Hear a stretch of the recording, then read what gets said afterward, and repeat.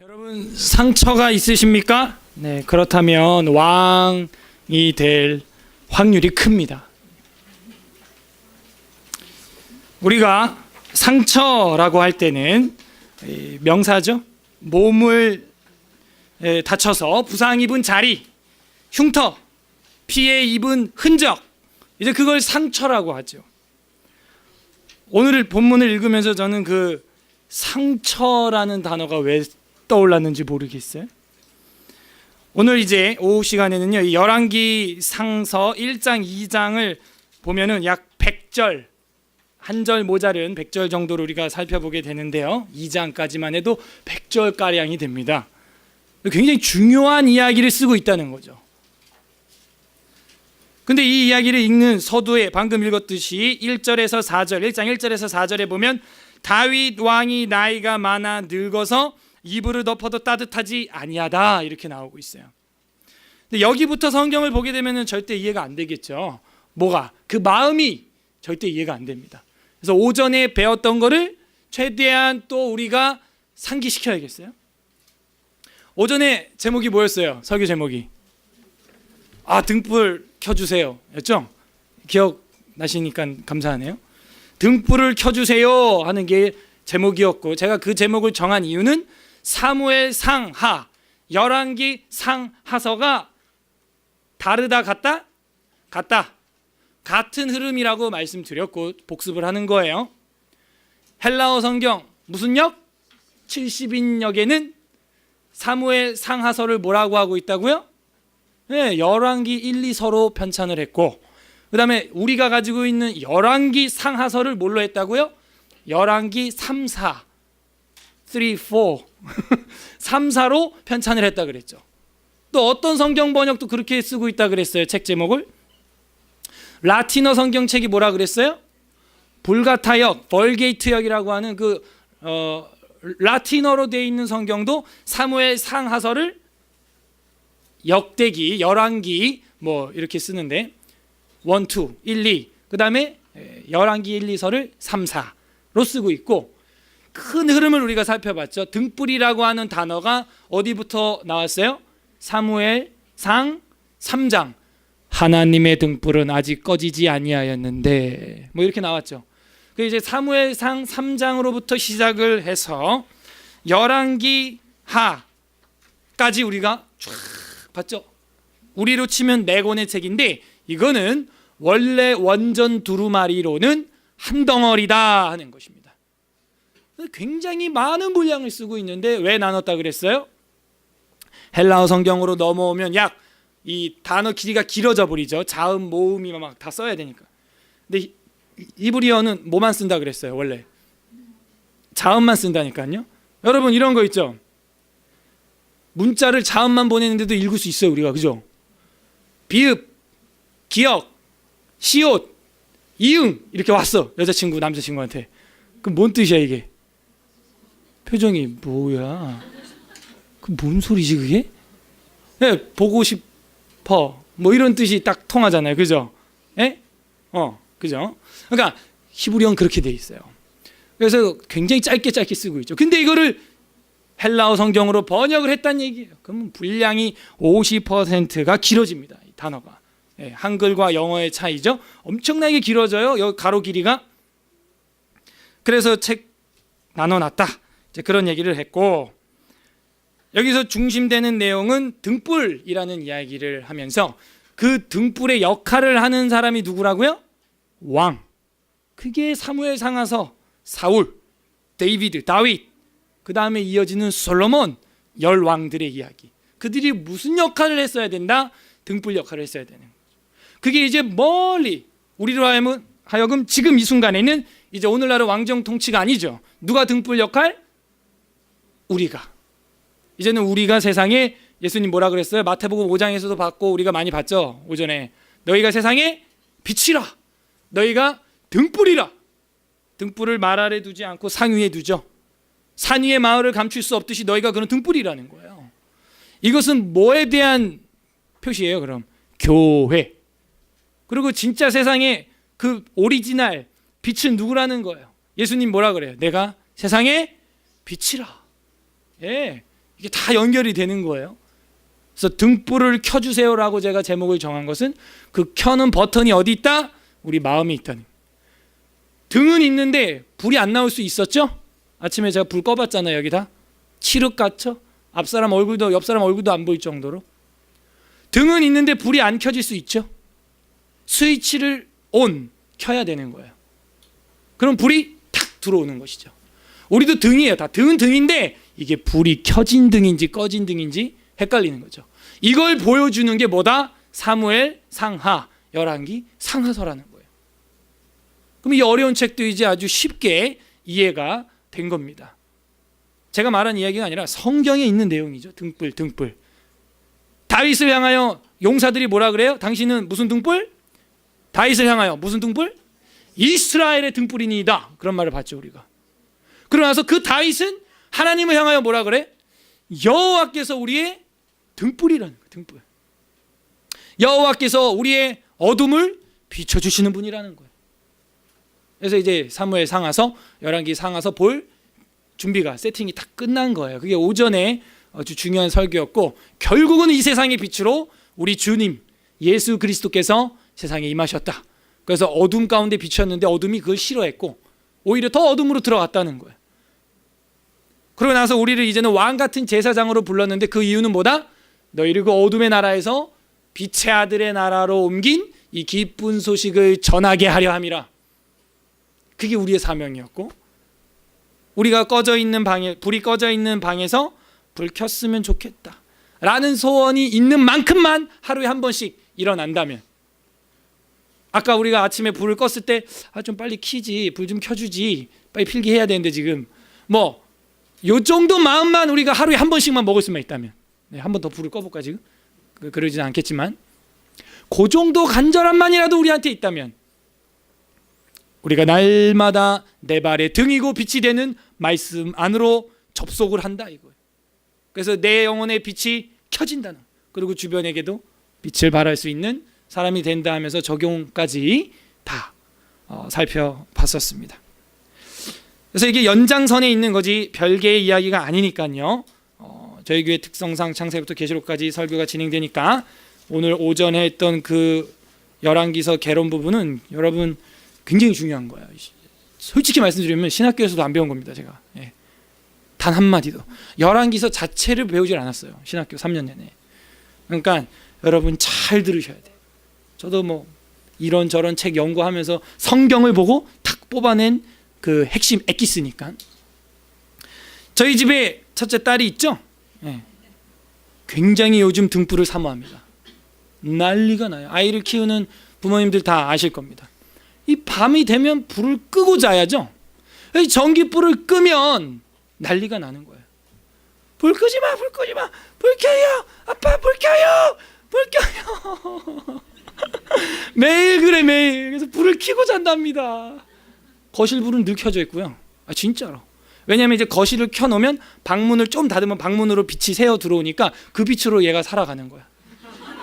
와, 근데 그거 우린 그래도 이게 약간의 그 바람이 이렇게 대류가 있거든요. 그러니까 이렇게 솔솔 하는 그 바람 때문에 저희 집사람은 맨날 춥다 그러고. 근데 한나가 넷이 같이 자는데 잠들 때 한나가 꼭 불 켜라는 거야. 불 켜라는 거야. 밤 되면 꼭 얘기를 해. 밤 된 거 우리도 알아. 아는데 밖이 깜깜하죠? 이래. 아빠 밖이 깜깜하네? 그래, 저녁이니까 밖이 깜깜한 거야. 다음 날도 아빠 이제 저녁이네, 밖이 깜깜. 그래, 저녁인 밤이 깜깜한 거야, 밖이 깜깜한 거야. 이걸 매일 해줘야 돼. 나갈 때마다. 그러니까 이 본성에서 본능상 아이들도 뭐가 있는 거예요? 어두운 게 싫은 거예요. 어두운 게 두려운 거예요. 두려운 거예요. 우리 영혼에도 그런 어두움이 있을 땐 등불을 켜주세요 라고 나와야 되는데, 그게 우리한테는 무감각한 정도가 되지 않았느냐 하는 이야기를 오전에 계속 했던 것입니다. 그리고 오늘 지금 보는 장면은 그 등불 깨서 늙으셨어요. 지금. 그래서 그 등불 깨서 지금 늙으셨어요. 그래서 1장 1절에 보게 되면 이제 본문을 이제 볼 겁니다. 보게 되면은 다 다윗 왕이 나이가 많아 늙으니 이불을 덮어도 따뜻하지 아니한지라. 아니, 등불께서 이러시면, 등불께서 이렇게 따뜻하지 않으시면 이스라엘을 어떻게 태양과 같이 비추겠어요? 이게 뭘 보여주고 있어요? 인간 등불의 한계성, 그걸 보여주고 있는 것입니다. 근데 저는 여기서 뭘 봤냐? 상처도 봤어요. 상처. 네, 오늘 읽었던 그 본문에서 말이죠.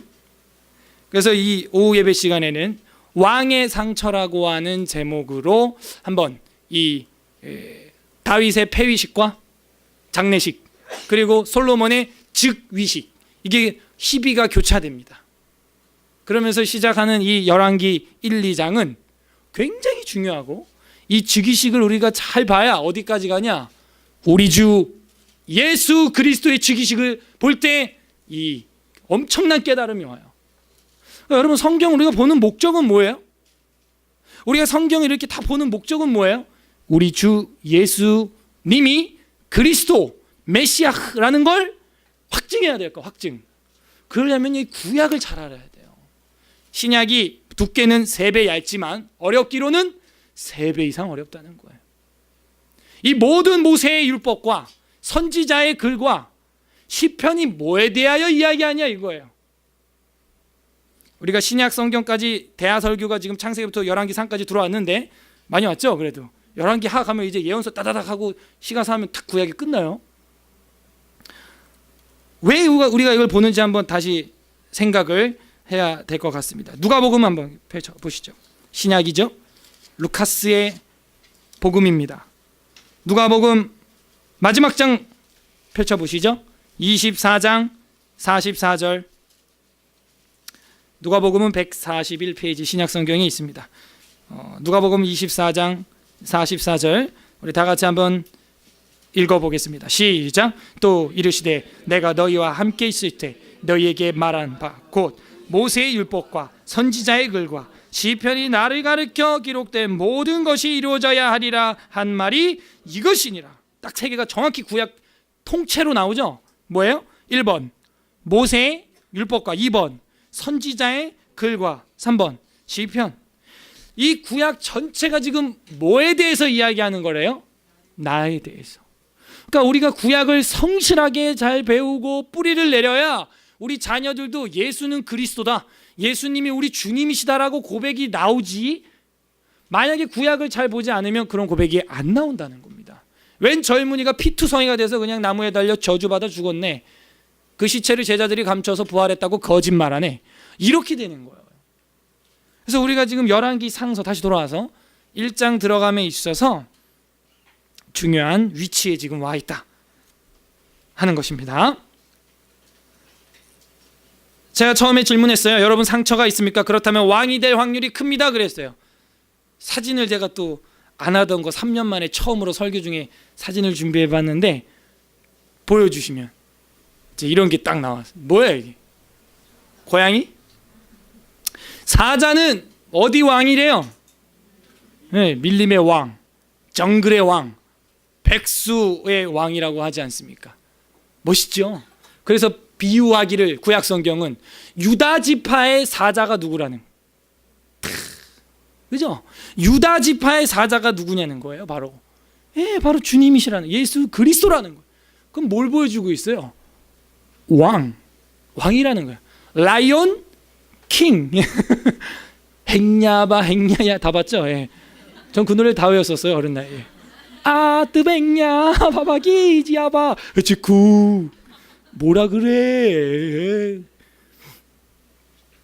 왕이라는 거예요. 근데 이분이 그냥 이렇게 사는 게 아니더라고.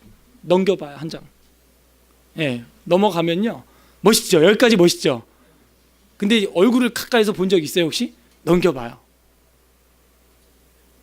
점점 이건 좀 젊을 때가 이 정도입니다. 지금 젊을 때가 자세히 보면은 얼굴에 뭐가 보여요? 그죠? 주름도 있지만 그 콧잔등 위에 보세요. 상처, 흉터가 있어. 넘겨봐. 몇 장을 제가 스크랩 했는데, 점점 이제 표정이 힘들죠? 넘겨보세요. 아이고. 그러니까 사자가 그냥 사자가 된 게 아니. 넘겨봐요. 뭐 다 사자 사진만 제가 이것도 가까이서 보면 이제 보입니다. 또 넘겨봐요. 예, 여기도 가까이서 보면 이제 보이는데 여긴 좀 심하게 났어. 예, 거의 뭐 길게 흉이.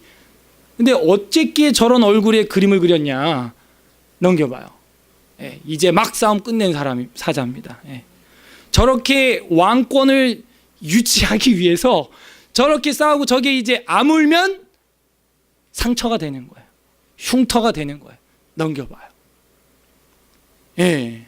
지금도 보면 코 위에 뭐 칼로 근 것처럼, 저 칼이 아니라 이빨과 발톱으로 핥힘을 당하고 긁힌 것이죠. 이제 끝났나요? 예. 넘기면 이제 끝났죠? 넘겨보세요. 예, 끝났네. 옛날을 생각하는 사자의 모습이었습니다. 이제 끄도 되겠어요. PPT 다 봤습니다, 오늘.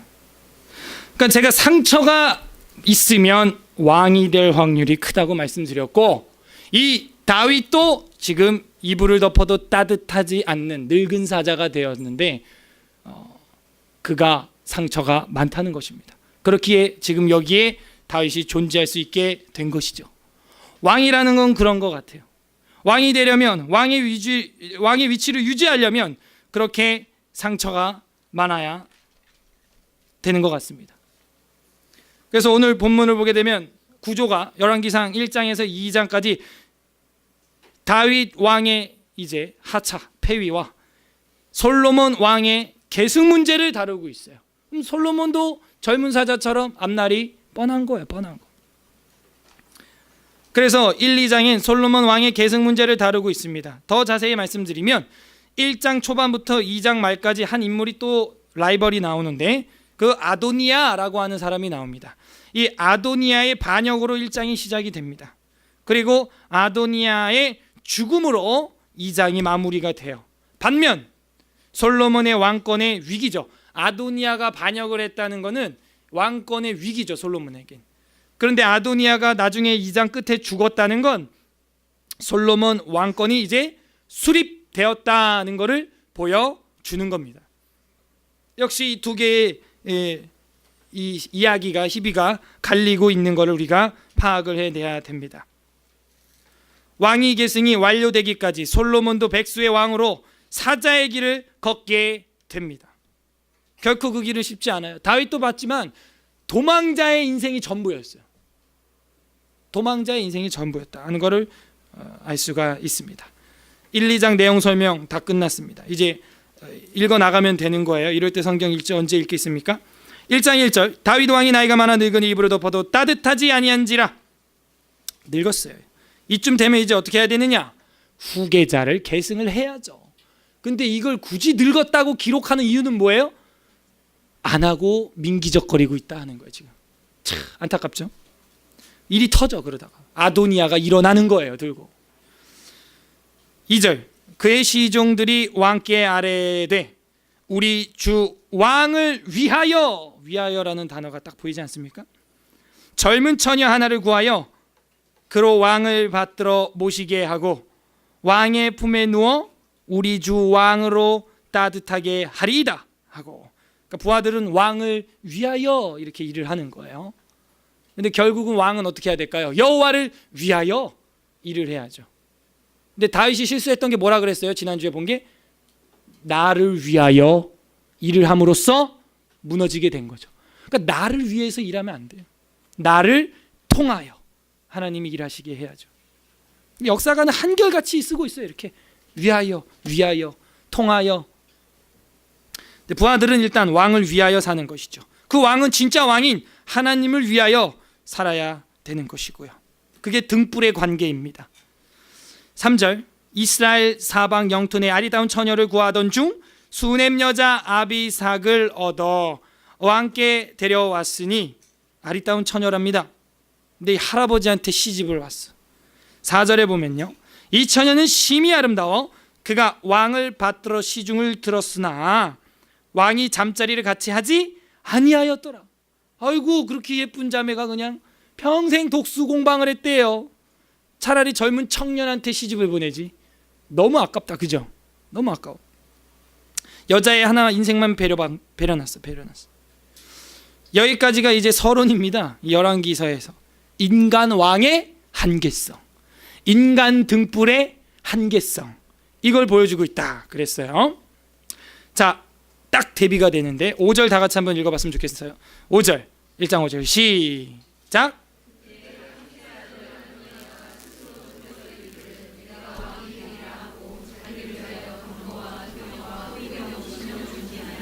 네, 그때 하깃의 아들 아도니아가 스스로 높여 이르기를 내가 왕이 되리라 하고 자기를 위하여, 딱 보이잖아요, 그죠? 이러면 벌써 이 사람 인생이 어려워지겠구나. 여러분 딱 감을 차려. 여러분 인생도 해석을 하세요. 이제 나를 위하여 할 것인지 나를 통하여 할 것인지. 그래서 자기를 위하여 기병과 호위병과 병거와 이런 것들을 준비를 했답니다. 그래 놓고서는 이제 6절 보게 되면 그는 압살롬 다음에 태어난 자요 용모가 심히 준수한지라 얼굴도 꽃미남 잘생겼어. 그의 아버지가 내가 어찌하여 그리하였느냐고 하는 말로 한 번도 그를 섭섭하게 한 적이 없어요. 효자. 그러니까 스스로 내가 왕이야 라고 말할 만큼 자부심이 있었나 봐요. 그래서 자기를 위하여 알아서 스스로 왕이 됐어요. 7절 아도니아가 스루야의 아들 요압 군사계 군인, 그 다음 제사장 아비아달 종교계 제사장 아비아달과 모의하니 그들이 따르고 도우나 반대파 8절 제사장 사독과 여호야다의 아들 분하야와 선지자 나단과 시므이와 레이와 다윗의 용사들은 아도니아와 같이 하지 아니했다 하면서 두 패로 갈렸다 하는 것이죠. 그 종교계와 군사계를 딱 잡으니까 그 당시 고대 사회에서는 뭐 세상 다 잡았죠. 그래서 자기 스스로 왕이 되었다 하는 거. 이 소식을 이제 반대파인 사독, 분하야, 나단, 솔로몬 이쪽 파에서 듣게 됩니다. 11절 나단이 솔로몬의 어머니 바세바에게 말하여 이르되 핫깃의 아들 아도니아가 왕이 되었음을 듣지 못하였나이까? 우리 주 다윗은 알지 못하시니까? 아버지는 뭐하고 있습니까? 지금 이렇게 얘기하는 걸. 아버지는 지금 등불이 깜빡깜빡 소위 담아가 나가려고 그러는데 아직도 거기에 박혀 계시고 나처럼 싱싱한 이 아들은 그냥 가만히 이렇게 썩혀 둘 겁니까? 그리고 저 밖에 아도니아가 저렇게 반역하는데 가만 둘 겁니까? 그렇게 지금 이야기를 하고 있는 겁니다. 그래서 다윗이요 가만히 알지 못하고 있는 상태예요 지금. 그래서 나단 선지자가 밧세바한테 말하고, 밧세바는 다윗의 아내니까 밧세바가 솔로몬에게 얘기하고 솔로몬과 밧세바가 같이 다윗에게 나가게 됩니다. 15절 밧세바가 이에 침실에 들어가 왕에게 이르니 다윗 왕이 심히 늙었으므로, 굳이 이런 거 써야겠어요? 늙은 것도 서운한데 심히 늙었으므로 수넴 여자 아비삭이 시중 들고 있었답니다. 그러니까 인간 등불의 한계성이 1장 전체를 지배하고 있어요. 그러면 이걸 보면서 우리가 깨달아야 돼요. 사무엘, 상서, 하서에서 우리가 공부했다고 해서 왕이 등불이다 이렇게 마침표를 딱 찍어야겠어요? 찍으면 안 됩니다. 왕이 등불이지만 마침표를 찍으면 안 돼요. 왜?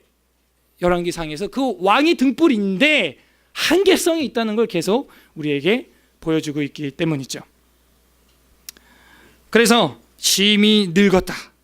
16절 밧세바가 몸을 굽혀 왕께 절하니 왕이 이르되 어찌 됨이냐. 늘 다윗은 막 골리앗 막 내가 주의 이름으로 여호와의 이름으로 나간다 막 꼭 늘 창창할 것 같죠. 저도 언젠간 그러겠죠. 언제까지 제가 이렇게 짱짱한 목소리로 이렇게 하겠습니까? 열왕기 하면서 이런 날도 올지도 모르죠.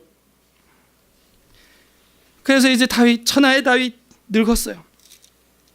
17절 그가 왕께 대답하되 내 주여 왕이 전에 왕의 하나님 여호와를 가리켜 여종에게 맹세하시기를 내 아들 솔로몬이 반드시 나를 이어 왕이 되어 내 왕위에 앉으리라 하셨거늘 이제 아도니아가 왕이 되었어도 내 주 왕은 알지도 못하고 있습니다.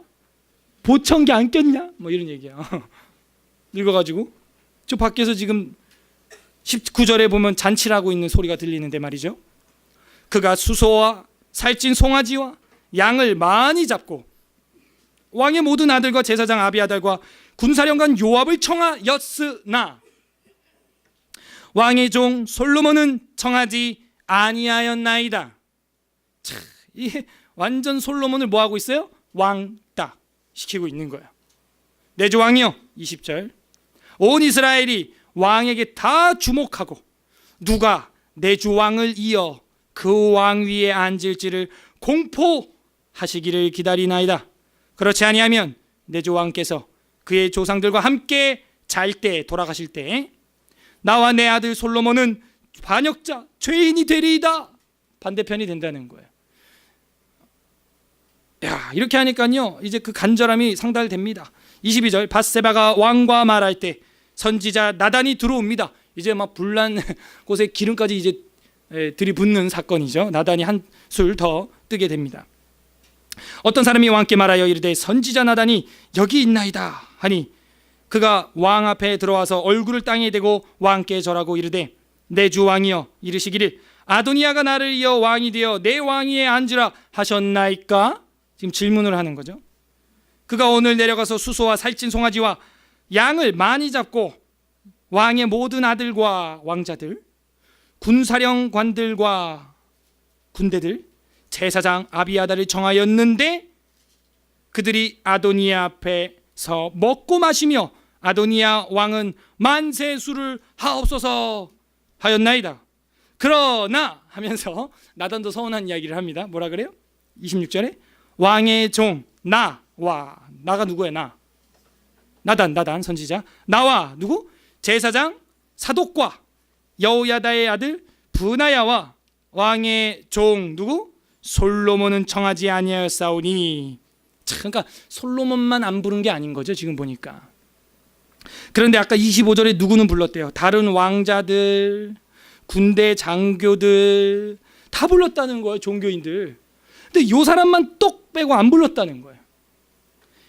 27절 이것이 내주 왕께서 정하신 일이니까 그런데 왕께서 내주 왕을 이어 그 왕위에 앉을 자를 종에게 알게 하지 아니하셨나이다. 나한테 안 알려줬잖아요. 다윗 왕이 명령하여 이르되 바세바를 내 앞으로 부르라 하매 그가 왕의 앞으로 들어가 그의 앞에 서는지라. 29절 왕이 이르되 내 생명을 모든 환난에서 구하신 여호와께서 살아계심을 두고 맹세하노라. 내가 이전에 이스라엘의 하나님 여호와를 가리켜 내게 맹세하여 이르기를 내 아들 솔로몬이 반드시 나를 이어 왕이 되고 나를 대신하여 내 왕위에 앉으리라 하였으니 내가 오늘 그대로 행하리라. 바세바가 얼굴을 땅에 대고 절하며 내 주 다윗 왕은 만세수를 하옵소서 하니라. 이래서 이제 종결됐습니다. 그럼 이 뒤에 내용이 뭐겠어요? 왕 즉위식이 나오겠죠. 32절 다윗 왕이 이르되 제사장 사독과 선지자 나단과 여호야다의 아들 브나야 군대 대장입니다. 내 앞으로 부르라 하니 그들이 왕 앞에 이른지라.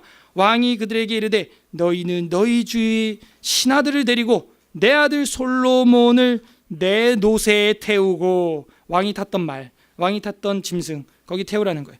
기온으로 인도하여 내려가고 34절 봅니다. 거기서 제사장 사독과 선지자 나단은 그에게 기름을 부어 이스라엘 왕으로 삼고 너희는 나팔불을 불며 솔로몬 왕은 만세수를 하옵소서 하고. 자, 여기서 기름을 붓는다라고 되어 있죠. 이 기름을 붓는다 하는 게 메시아흐, 헬라어로는 크리스토스가 되는 거예요. 구별하는 거죠. 그러니까 기름은 누구한테 붓는 거예요? 보니까 왕에게 붓는 거예요. 왕. 세자에게, 왕위를 계승할 자에게 붓는 것이죠. 이런 것도 우리가 알아놔야지. 크리스토스, 예수는 크리스토스다 하는 말을 이제 이해하게 됩니다. 자, 넘어갑니다. 38절. 네, 즉위식이 나오네요. 38절 제사장 사독과 선지자 나단과 여호야다의 아들 브나야와 그렛 사람 블렛 사람이 내려가서 솔로몬을 다윗 왕의 노새에 태우고 인도하여 기온으로 가서 39절 제사장 사독이 성막 가운데서 기름 담은 뿔을 가져다가 솔로몬에게 기름을 부으니 이에 뿔나팔을 불고, 이 양각 나팔을 말하는 것입니다. 양뿔을 잘라서 파가지고 트럼펫을 만든 거예요. 나팔. 뿔나팔을 불고 우 하고 부는 거예요. 모든 백성이 솔로몬 왕은 만세수를 하옵소서 하니라. 즉위식 끝났어. 자, 이렇게 해서 솔로몬이 이제 왕이 됩니다. 자, 이렇게 왕이 때에 하는 일이 있어요. 그게 뭐냐면 임명식이죠. 임명할 때 하는 말들이 있습니다. 그걸 옆에다가 필기를 해놨으면 좋겠어요. 시편 2편 이렇게 써놓으세요. 시편 2편에 보시게 되면은, 여러분 시편 2편 우리 다 외웠죠? 불러봐요. 시작. 어찌해, 몰라요? 저희 한나도 다 외웠는데 그걸. 어찌해 이방 나라 그들이 분노의 민족들이 허사꾸며. 기억나십니까? 그게 2편이잖아. 2편. 제가 그게 언제 할 때, 뭐 할 때 부르는 노래라는 거예요. 지금 왕의 즉위식 할 때 부르는 노래인 거예요. 그 가사를 이제 이렇게 알고 좀 부르면은 도움이 되겠죠. 예. 세상군 왕들 그 관원들이 여호와 기름 받은 자 대적해 이렇게 나오잖아요. 그들의 뭐래요? 맨 것 그 결박을 끊고 우리가 벗자 말들 하도다. 반역이죠. 반역. 주께서 저를 비웃으심이여 하늘 계신 자 웃으리로다. 2절을 제가 해야 되기 때문에 더 불러야겠어요. 그때의 분과 진노 바라사. 반역했으니까. 그들을 놀라게 해 이르시네. 내가 나의 왕 내 거룩한 산 시온에 굳게 세웠다 하리이다. 여기서 중요합니다. 여호와 명령 내가 전하노라. 주께서 내게 너는 내 아들 오늘날 내가 너를 낳았도다. 내게 구하라. 유업 주리라. 다 줄게. 이러면서 이게 즉위식 노래거든. 그래서 여러분 이거를 알고 부르면요 뭐 느낌이 장난이 아닙니다. 예. 그래서 이 시편 이제 2편을 보시면요 이런 장면이 나오게 됩니다. 805페이지에 보면 방금 노래 다 불렀으니까 내용은 이런 내용이고, 왕의 즉위식 때 하는 건데 2편 7절 다 같이 한번 읽어보겠습니다. 2편 7절 시작. 내가 여호와의 명령을 전하노라. 여호와께서 내게 이르시되. 자, 그렇게 해놓고 12절 2편 12절 다 같이 읽겠습니다. 시작. 그의 아들에게 입맞추라. 그렇지 아니하면 진노하심으로 너희가 길에서 망하리니 그의 진노가 급하심이라. 여호와께 피하는 모든 사람은 다 그 아들에게 어떻게 하래요? 입맞추라는. 지금 제가 요거를 굳이 여기서 보는 이유는 다시 열왕기서를 돌아와서 다윗이 지금 나팔을 불면서 즉위식을 하고 있으면 이 시츄에이션, 이 행동을 했다는 것이죠. 뭐 어떻게 하냐 이런 식으로 하는 거예요. 다윗이 솔로몬 들라 이렇게 했어요. 그 다음에 솔로몬한테 이는 내 사랑하는 아들이요 내가 기뻐하는 자라. 오늘날 내가 너를 낳았다. 이 멘트가 그냥 막 하는 말이 아니고요. 뭐 할 때 하는 말이라고요? 즉위식 할 때 하는 거예요. 왕의 계승식을 할 때 하는 이야기라는 겁니다. 그렇게 하고 나서 두 번째로 시키는 게 뭐예요? 그에게 뭐 하라? 입맞추라는 거예요. 입맞추라. 입맞추라는 건 뭐냐면 탁 이거 봐. 이거 왕의 반지다. 그죠? 금반지잖아. 왕의 반지 탁 해가지고 내 사랑하는 아들 내 기뻐하는 자라 오늘날 내가 너를 낳았다. 이러면 제가 탁 이제 왕이 딱 된 거예요. 그 다음에 어떻게? 입맞추라. 딱 이렇게 하는 거예요. 그럼 모든 왕자들, 모든 장교들, 모든 대신들, 신하들이 어떻게 해야 돼요? 그 반지에 와서 입을 맞춰야 되는 거죠. 그때 무릎 꿇고 입 안 맞추면 뭐예요? 그 사람은 진노에 이제 들어갈 반역자가 되는 것이죠. 지금 이 열왕기상서의 1장에서 보는 건 그겁니다. 솔로몬을 왕따시키고 나단 선지자 왕따시키고 아도니아가 혼자 그렇게 했다는 것은 저들은 진노의 자식이라고 결정을 내려버린 것이죠. 그래서 탄원이 올라가게 되었고 반대로 뒤집힙니다. 어떻게? 예. 근데 솔로몬 왕이 되어서 이제 입 맞추라 하는 것이죠. 반대로 돼서. 거기서 아도니아가 만약에 입 안 맞추면 어떻게 되는 거예요? 죽는 거예요. 아도니아가. 왜? 다윗 왕이 오늘날 너는 내 아들이다. 이렇게 얘기했기 때문입니다. 그래서 이 솔로몬도 지금 상처가 하나 있어요. 뭐예요? 한번 자기 왕위를 아도니아에게 빼앗겼었죠. 그러니까 왕의 길은 밀림의 왕, 사자의 길은 이렇게 쉽지가 않아요. 늘 긁고 핥히고 싸우면서 영광을 차지하게 되는 이런 길을 걷게 된다 하는 것입니다. 자, 요거를 잘 기억을 해 두셨으면 좋겠고요. 자, 이것이 이제 뒤로 이어지면서 이 솔로몬이 이스라엘의 뭐가 되냐? 등불이 되는 거예요. 등불.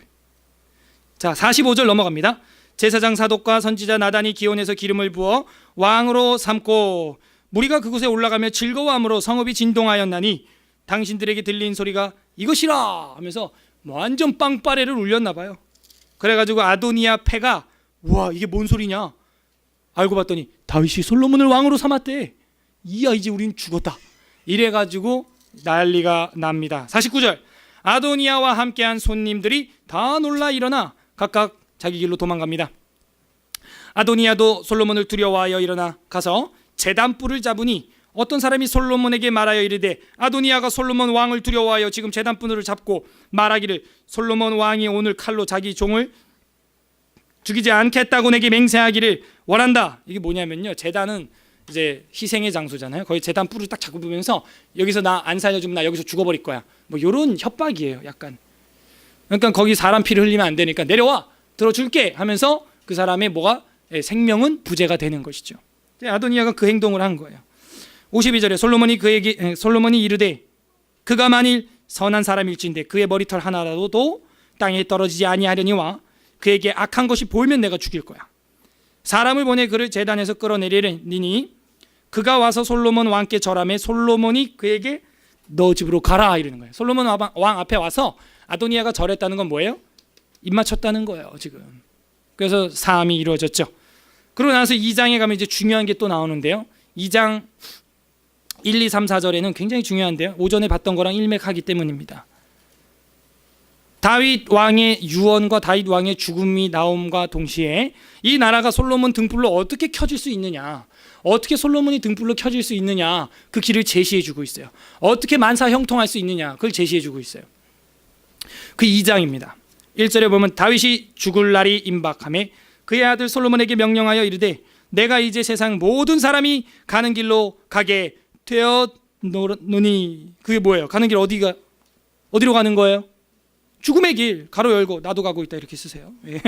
너는 힘써 대장부가 되고 내 하나님 여호와의 명령을 지켜 그 길로 행하여 그 율법과 계명과 율례와 증거를 모세의 율법에 기록된 대로 지켜라. 이거 어디서 봤어요? 오전에 봤죠 우리가. 기억나시나요? 그 등불이 켜져 있을 수 있는 등불의 스위치가 올라가는 게 뭐라고 했어요? 어디 접속하는 거라고요? 율법, 말씀. 거기 접속이 딱 되면 등에 불이 탁 켜지는 거야. 그걸 또 주고 있는 거예요. 키를 지금.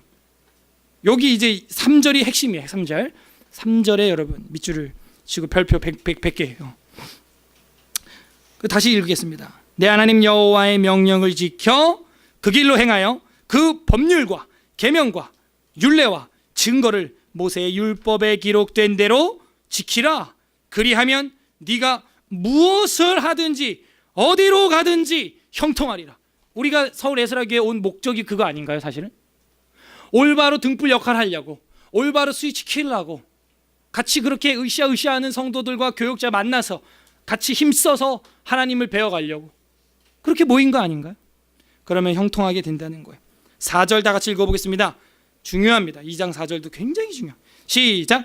여호와께서 내일에 대하여 말씀하시기를 만일 내 자손들이 그들의 길을 삼가 마음을 다하고 성품을 다하여 진실이 내 앞에서 행하면 이스라엘 왕위에 오를 사람이 내게서 끊어지지 아니하리라 하신 말씀을 확실히 이루게 하시리라. 뭐하고 뭐하면은 내 자손들이 그들의 길을 삼가 어떻게? 마음을 다하고 성품을 다하여. 이거 어디 뭐예요? 신명기 6장 5절. 우리 너무 잘 알고 우리 교인들 이거 모르면 스파입니다. 그죠? 다 팔찌 하고 있죠. 팔찌. 예. 마음을 다하고 성품을 다하고 힘을 다하여 내 하나님을 사랑하는 거. 그렇게 하면 어떻게 해준다는 거예요? 이스라엘 왕 위에 오를 사람이 내게서 끊어지지 아니하리라. 이 말은 뭐예요? 등불 계속 제공해준다. 예, 발전소에서 전기 계속 끊지 않고 보내준다. 스위치가 온으로 돼 있으니까. 지금 그걸 보여주는 거예요. 대대로 너희 왕조가 끊어지지 않을 것이다. 이거를 말씀으로 확신을 주고 있는 겁니다. 그래서 이 3절 4절은 이 열왕기 지금 서론 아닙니까? 1장 2장이면 이게 전체를 지배하는 거예요. 사실은 사무엘 상하서 볼 때 역시 우리가 사무엘상 2장에서 누구 노래? 한나의 노래가 사무엘 상하서 전체를 지배했죠? 마찬가지. 지금 열왕기상 2장의 이 3절 4절이 열왕기 상하서 전체를 지배합니다. 이대로 살면 형통합니다. 근데 그대로 살지 못하면 등불이 훅 꺼지는 거예요. 그리고 나서 그 등불 유지를 위해서 다윗이 마지막 유언으로 살생부를 넘겨주는데, 많이도 아니고 한 2명 정도 넘어가겠어요. 5절에 보면 수르야의 아들 요압, 늘 골칫덩어리였죠. 처리하라고 합니다. 그 다음에 8절에 보면 바울인 베냐민 사람 게라의 아들 시므이, 그 막 다윗 도망갈 때 저주하고 막 피 흘린 자여 피 흘린 자여 가거라 가거라 막 그랬던 사람 있죠. 베냐민 지파. 그것도 이제 너한테는 아무 도움이 안 된다 하면서 지혜로운 아들이니까 넌 지혜롭게 처리해라. 그러면서 이제 끝이 납니다. 10절 다윗의 장례식장에 오신 여러분 삼가 조의를 표해 주시면 감사하겠습니다. 2장 10절 다윗이 그의 조상들과 함께 누워 다윗성에 장사되니, 이 인간 등불의 한계성을 보여주고 있죠. 아담의 후손이 선악과를 먹은 후손이라는 걸 정확히 보여주고 있습니다. 우리도 그 길로 가고 있죠. 다윗이 이스라엘 왕이 된 지 40년이라 헤브론에서 7년 동안 다스렸고 예루살렘에서 33년 동안 다스렸다. 솔로몬이 그의 아버지 다윗의 왕위에 앉으니 그의 나라가 심히 견고하니라. 얼만큼 견고? 심히 견고해요. 오전에 말했습니다. 바로 왕이 공주를 이방 나라에게 준 적이 없어요. 페르시아 시대에도 이방 나라에게 준 적이 없습니다. 바로 왕이 이집트에서. 근데 다윗 넘어가서 솔로몬 때는 줍니다. 바로 3장에서 줘버려요. 네. 그 정도로 심히 견고한 나라가 됩니다. 자, 2장 마지막에 하나 볼 수 있는 사건이 뭐냐면, 이 아까 살려준 아도니아 기억나세요? 얘가 이상한 거를 간구합니다. 뭘 구하냐면은 밧세바에게 찾아와서 이런 말을 해요. 그 아비삭이라고 하는 여자 있지 않습니까? 이래요. 아비삭이 누구예요? 그 아까 전에 다윗이 이불을 덮어도 따뜻하지 않으니까 도와주려고 예쁜 여자 한 명 구해놨죠? 수넴 여자. 그 여자예요. 그 여자를 아도니아가 자기 아내로 주세요 이러는 거야. 그러면 촌수로 뭐가 되는 거예요? 솔로몬한테는 아비삭이 엄마가 되는 거예요. 근데 젊은 여자고 예쁘다고 자기한테 달라는 거예요. 여러분이 솔로몬이야. 기분이 좋아요, 나빠요? 나쁜 정도입니까? 이게 또 하나의 반역이죠. 내 엄마 뻘 되는, 내 아버지의 아내로 들어왔던 아비삭을 아무리 어리지만 자기가 달라는 것은 자기가 내 아버지가 되겠다는 거지. 그럼 딱 벌써 머리가 이렇게 돌아가는 거예요, 솔로몬. 이 말을 하고 아도니아가 어찌 살 수 있겠느냐? 걔밖에 아무도 없느냐? 항상 있죠. 예. 그래서 와가지고 쓱 끌고 나가서 그냥 처단해버립니다. 처단. 그 이야기가 조금 길게 나와 있어요. 그게 13절부터 25절입니다. 그죠? 예, 17절 봐요. 그가 이르되 청하건대 솔로몬 왕에게 말씀하여 그가 수렘 여자 아비삭을 내게 주어 아내를 삼게 하소서. 왕이 당신의 청을 거절하지 아니하리이다 하면서 이 아도니아가 솔로몬 엄마 밧세바한테 이렇게 바람을 넣었어요. 또 이 바람 들어간 밧세바는 또 그걸 갖다가 말합니다. 솔로몬 아들 그 아비삭 있지? 아도니아 주자. 이러니까 솔로몬이요 평생 화를 안 내는 사람인데 화를 버럭버럭 내면서 엄마 할 일이 없어서 그런 소원 들어주고 다니냐고 요즘에. 그런 알바 시작했냐고 요즘에. 이 말을 한 아도니아가 어찌 살 수 있으리요? 사형. 25절 반역이니까. 아까 우리가 시편 2편을 읽어봤기 때문에 잘 압니다. 25절 여호야다의 아들 브나야를 보내매 그가 아도니아를 쳐서 죽였더라. 그리고 나서 이 뒤에 이야기는 솔로몬 왕과 함께하는 그 사람들의 조직 또 이야기 그런 것들이 쭉 나오게 됩니다.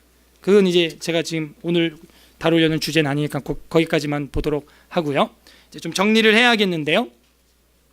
이렇게 다윗의 삶은 상처 많은 사자와 같았고 솔로몬의 삶도 지금 아도니아의 이야기까지 본다면 역시 상처의 연발이에요. 밧세바 자기 어머님을 통해서 그런 말을 또 들어야 하고 그런 상처의 연발을 우리가 볼 수가 있습니다.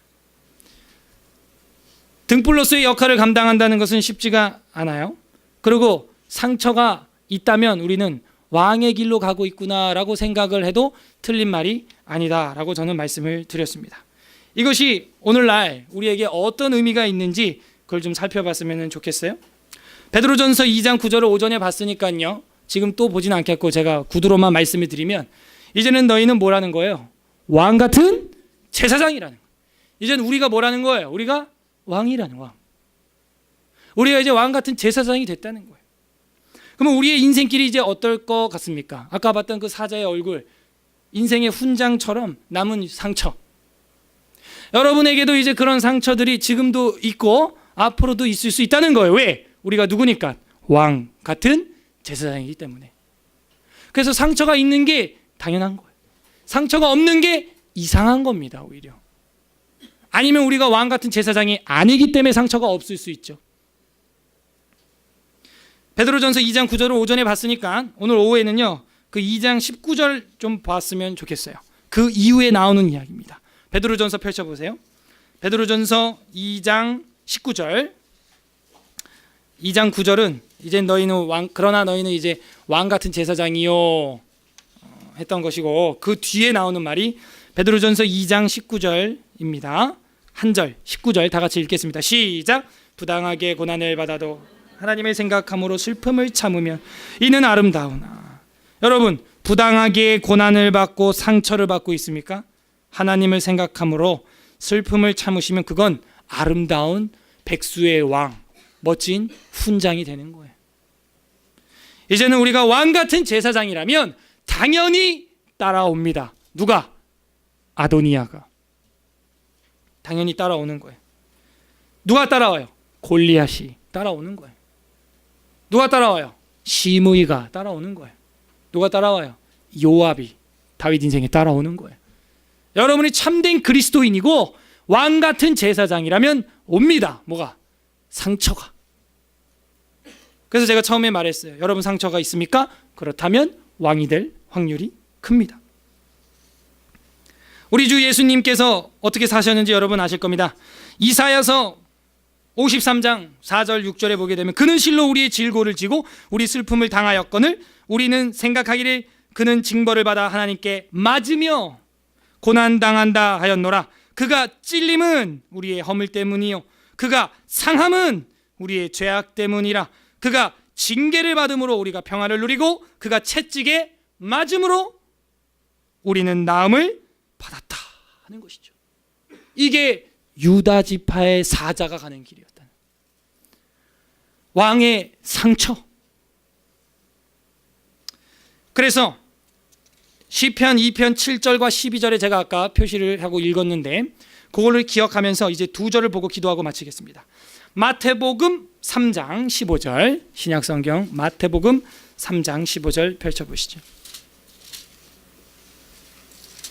우리 다 같이 읽어보겠습니다. 예수님께서 이게 뭐냐면 세례 받을 때 생겼던 이야기예요. 세례 받으실 때 요단강물에서 올라오고 나서 있었던 이야기 잘 아실 겁니다. 3장 15절 시작. 예수께서 대답하여 이르시되 이제 허락하라. 우리가 이와 같이 하여 모든 의를 이루는 것이 합당하니라 하시니 이에 요한이 허락하는지라 해놓고 이 뒤에 이제 세례를 받는 장면이 나옵니다. 16절 제가 읽고 17절 여러분이 교독으로 읽어주세요. 16절 제가 읽습니다. 예수께서 세례를 받으시고 곧 물에서 올라오실새 하늘이 열리고 하나님의 성령이 비둘기같이 내려 자기 위에 임하시니. 이게 삼위일체 하나님 지금 다 같이 공존하는 거예요. 지금 보니까 성부 하나님, 성령 하나님, 성자 하나님 지금 세례받고 계시고, 보시더니 17절 다 같이 읽습니다. 시작. 하늘로부터 소리가 있어 말씀하시되 이는 내 사랑하는 아들이요 내 기뻐하는 자라 하시니라. 이거 뭐 할 때 나오는 말이라 그랬어요 아까 시편 2편에서. 그죠? 왕의 즉위식인 거예요. 에이 설마. 그래서 하나만 더 봅니다. 두 개 본다 그랬죠? 마태복음 16장 넘어갑니다.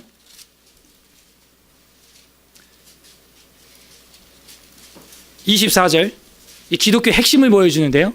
우리 기독교는 상처의 종교예요. 한마디로 24절은 우리 기독교 제자도의 핵심이고 여러분 경건일지의 제일 첫 페이지에 들어가 있는 성경 구절 중에 하나입니다. 16장 24절 다 같이 읽겠습니다. 시작. 이에 예수께서 제자들에게 이르시되 누구든지 나를 따라오려거든 자기를 부인하고 자기 십자가를 지고 나를 따를 것이니. 상처 만발의 온몸에 받을 준비하고 따라와라 이거예요. 나를 아예 잊어. 너 자신을 부정해버려 그냥. 그리고 십자가 들고 와. 사형틀 메고 와. 그래서 어디든지 십자가 못 박혀 죽어. 이 얘기예요. 자기를 부인하라 이런 것은요, 부정해라, 거절해라. 영어로 데니라고 돼. 데니. 완전히 부정해버리라는 거예요. 부인해버리라는 거예요. 그러고 나서 뒤에 나오는 이야기가 뭐냐면, 누구든지 제 목숨을 구하고자 하면 잃을 것이요, 누구든지 자기를 위하여, 이거 봐요, 위하여 딱 나오죠. 자기를 위하여 제 목숨을 잃으면 찾으리라. 나를 위하여, 죄송합니다. 나를 위하여 제 목숨을 잃으면 찾으리라. 예수 그리스도를 위하여, 나를 위하여, 주를 위하여 목숨을 잃으면 오히려 찾게 된다는 것입니다. 아도니아랑 정반대죠. 아도니아는 나를 위하여 왕이 됐었는데 자신을 위하여, 여긴 주님을 위하여 목숨을 잃으면 찾는다는 거예요. 26절, 사람이 만일 온 천하를 얻고도 제 목숨을 잃으면 무엇이 유익하리요? 사람이 무엇을 주고 제 목숨과 바꾸겠느냐? 인자가 아버지의 영광으로 그 천사와 함께 오리니 그때 각 사람이 행한 대로 갚으리라. 28절을 저는 보고 싶어서 여태껏 읽었던 것입니다. 28절, 진실로 너희에게 이르노니 여기 서 있는 사람 중에 죽기 전에 인자가 왕권을 가지고 오는 것을 볼 자들도 있느니라. 죽기 전에 인자가 뭘 가지고 와요? 거기 밑줄, 왕권을 가지고 오는 것을 아니, 예수님이 그러니까 지금 현존하는 그 베드로, 야고보, 요한 제자들이 죽기 전에 왕권을 갖고 온다. 50년 안에 100년 안에 왕권 갖고 온다는 이야기인데, 그거를 실제 물리적으로 사람이 본다는 얘기인데 본 적이 있는가? 있죠. 그게 언제냐면 부활했을 때 그 왕권을 보여주는 것입니다. 그것도 그건데 실제적으로 또 한 번 보여주는 게 바로 17장이랑 연결이 되는 거예요. 이게 마태복음 17장 보세요. 그 왕권 밑줄 쳐놓고 17장 1절에서 5절에 8절까지의 이야기는 변화산 사건. 예수님 얼굴이 하얗게 변하고 옷이 세상에서 빨래할 수 없을 만큼 하얗게 빨래를 한 것처럼 하얗게 변한다는, 그게 17장의 변화산에 예수님 변모하시는 모습인데, 이때 산에 있는 사람은 17장 1절, 엿새 후에 예수께서 베드로와 야고보와 그 형제 요한을 데리시고 따로 높은 산에 올라갔다. 3명밖에 없어요, 산에. 2절, 그들 앞에서 변형되사 그 얼굴이 해같이 빛나며 옷의 빛과 같이 희어지더라. 옷이 빛과 같이 희어지더라. 등불, 완벽한 등불의 모습을 보여주고 있죠. 빛, 왕의 모습이에요. 그때 옆에 누가 있어요? 모세하고 엘리야. 왕의 즉위식 할 때 있어야 될 사람들이죠, 선지자들. 예수와 더불어 말하는 것을 그들에게 보였습니다. 그러니까 베드로가 뭐라 그래요? 초막을 짓자고 막 조르죠. 5절 보세요. 그런 말을 할 때, 초막 짓자고 말할 때 호련히 빛나는 구름이 하면서 5절 다 같이 읽겠습니다. 17장 5절 시작. 말할 때 호련히 빛난 구름이 그들을 덮으며 구름 속에서 소리가 나서 이르시되 이는 내 사랑하는 아들이요 내 기뻐하는 자니 너희는 그의 말을 들으라 하시는지라. 제자들이 듣고 엎드려 심히 두려워하니, 왜? 왕의 즉위식. 예수께서 나와 그들에게 손을 대시며 이르시되 일어나라 두려워하지 말라 하시니 제자들이 눈을 들고 보매 오직 예수 외에는 아무것도 보이지 않았습니다. 제가 얘기하고 싶은 건 5절이죠. 이는 내 사랑하는 아들이요 내 기뻐하는 자니 너희는 그의 말을 들으라 하시는지라. 정리합니다. 뭘 보여줍니까? 우리의 영원한 등불, 진정한 왕의 즉위식, 그걸 보여준 거예요, 지금 변화산에서. 그리고 우리의 쇠하지도 않고 썩지도 않는 영원한 왕, 그거는 다윗이 아니고 바로 예수 그리스도다 하는 걸 보여주고 있는 것이죠. 세상 인간 왕은 한계성이 있었어요. 그러나 우리가 믿고 있는 예수 그리스도는 한계성이 없습니다. 무한하신 영원한 왕이시다 하는 것을 보여주고 있는 것이죠. 그러므로 우리가 이제는 그 왕께서 걸어가신 길을 살펴보고 우리도 왕 같은 제사장으로서 그 길을 걸어가야 한다 하는 것입니다. 왕이 되기 위하여 밀림에서 싸웠던 사자의 모습, 왕이 되기 위하여 온 인생을 방어해내기 위해 몸부림쳤던 다윗, 그리고 지금 현재 싸우고 있는 솔로몬. 예수님은 어땠나요? 이사야서에서 본 것처럼 자기 온 생을 통해서 온 몸을 찢으시면서 왕이 즉위식에 오르시게 된 것입니다. 그리고 이제 우리가 왕 같은 제사장으로서 살아가는 삶을 살아가는 에스라 교회 모든 성도님들, 이제 어떻게 살아야 될까요?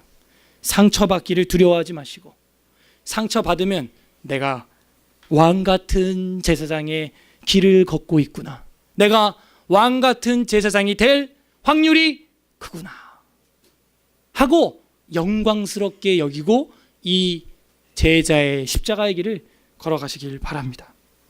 여러분, 상처가 있습니까? 흔적이 좀 있습니까? 아니면 아무런 흉터도 흠도 없습니까? 이제 어떤 게 더 좋은 것 같아요? 예수님을 따라가고 있는 건 맞습니까? 그런데 몸에 상처가 없습니까? 멀찌감치 따라가고 있어서 상처가 없는 건 아니에요? 왕은 상처가 있습니다. 만일 여러분이 상처가 있다면 그래서 왕이 될 확률이 큽니다. 시를 하나 이제 제가 한번 읽어보고, 시편 오늘도 봤으니까. 백수의 왕 사자의 상처를 보라. 다윗의 상처를 보라. 예수님의 상처를 보라. 그리고 나의 상처를 보라. 시 제목은 왕의 상처. 시인은 남궁현우. 우리 다 같이 이제 기도하도록 하겠습니다.